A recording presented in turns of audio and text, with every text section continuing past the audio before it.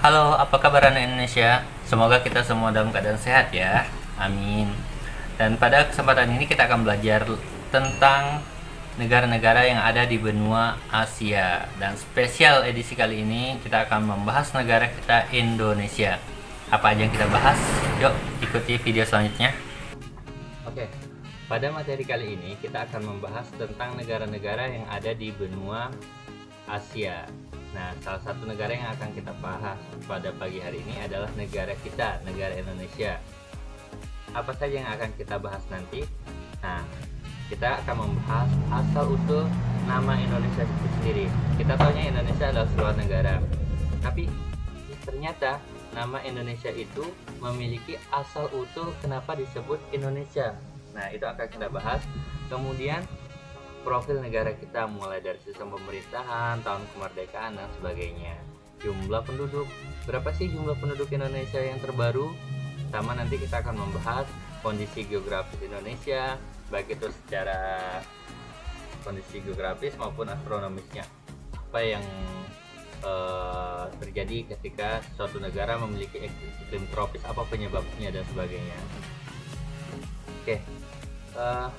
Yang terakhir nanti yang akan kita coba bahas sumber daya alam Indonesia. Baik, selanjutnya adalah apa yang akan menjadi tujuan pembelajaran kita pada materi ini. Nah, yang pertama itu setelah kita mempelajari tentang negara Indonesia, kita menjadi tahu asal usul dari nama negara Indonesia itu sendiri.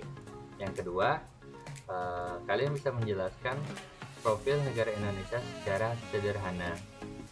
Yang ketiga, menjelaskan kondisi geografis dan astronomis Indonesia serta pengaruhnya. Pengaruh geografis Indonesia dengan diapit dua benua dua samudra itu seperti apa? Kemudian secara astronomis dengan letak astronomis Indonesia yang seperti itu, akibatnya apa? Itu akan kita bahas nanti ya.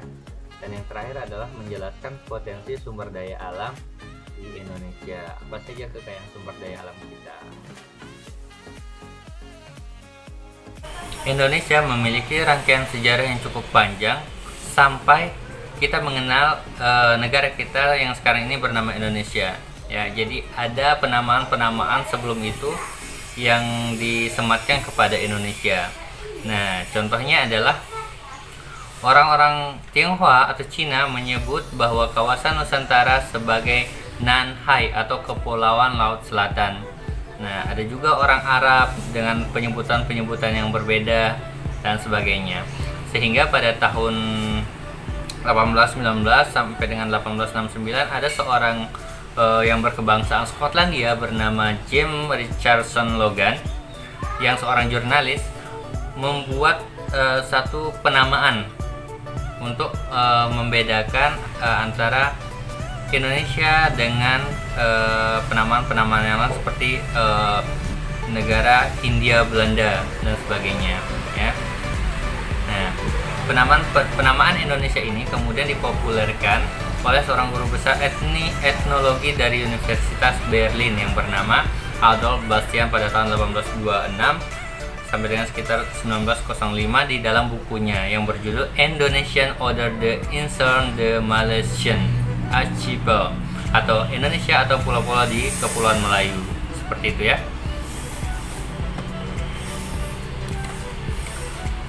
Selanjutnya kita akan membahas tentang profil negara Indonesia. Nah, Indonesia kita tahu bahwa Indonesia adalah kepulauan besar yang terletak di Asia Tenggara. Indonesia memiliki sebanyak 17.508 pulau dengan keseluruhan luas yakni 1.904.569 km persegi ya. Pulau-pulau utama Indonesia yakni Pulau Sumatera, Pulau Jawa, Pulau Kalimantan dan Pulau Papua. Jadi sebagai sebuah negara kepulauan terbesar, Indonesia memiliki garis pantai terpanjang di dunia.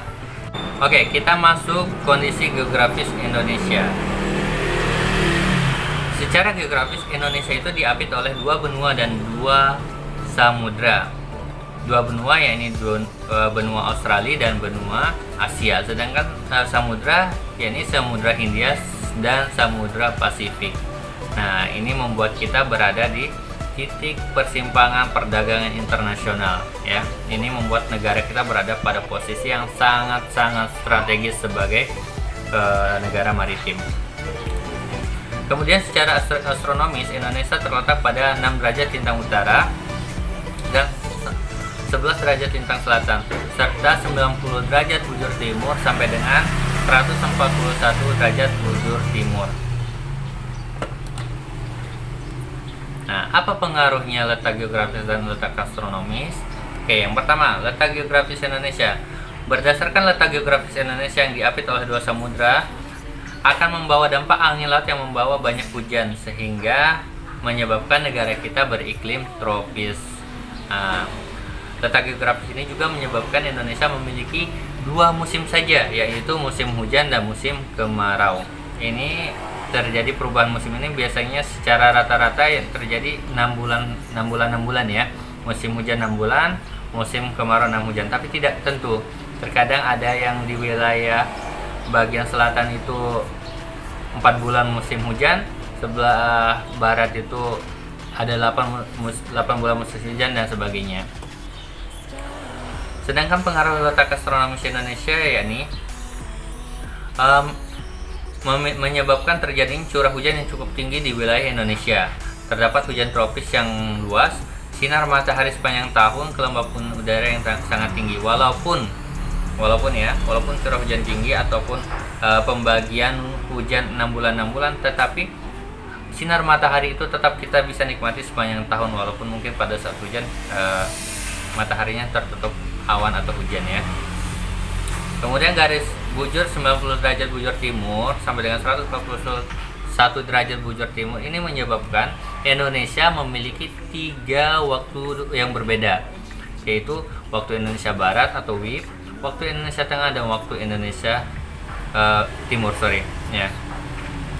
Waktu Indonesia Barat ini biasanya ini adalah bagian barat Indonesia, yaitu Pulau Sumatera dan sebagian Pulau Kalimantan dan Jawa. Waktu Indonesia Tengah ini adalah bagian Nusa Tenggara dan Kalimantan bagian timur. Dan yang terakhir adalah Wita, ini bagian Pulau Kepulauan bagian selatan, yakni mulai dari Papua, Ambon, Sulawesi ya. Selanjutnya adalah potensi sumber daya alam Indonesia. Indonesia adalah negara yang sangat luas dengan kekayaan alam yang sangat melimpah. Apa saja yang menjadi komoditinya? Yang pertama adalah hutan. Hutan Indonesia adalah yang terluas nomor 3 di dunia. Nah, hutan Indonesia itu hampir 99 juta hektar ya, yang membentang dari Indonesia bagian barat sampai dengan Indonesia bagian timur.